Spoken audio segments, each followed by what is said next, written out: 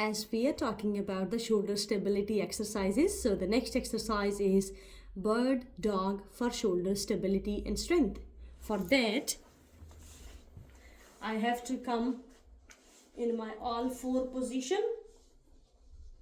I have to lift my arm first and alternatively following with the leg lift. I should always start with the arm in case you are too wobbly.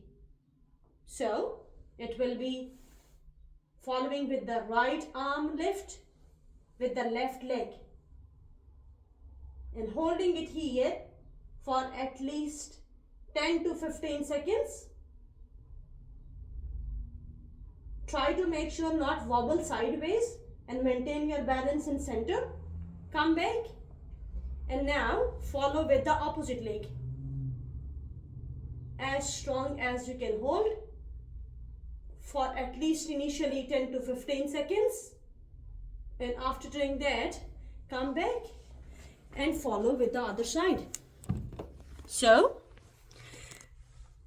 not only following with the treatment shoulder, but performing with the other side, because you have been using your sound limb more when you were sore for your treatment side.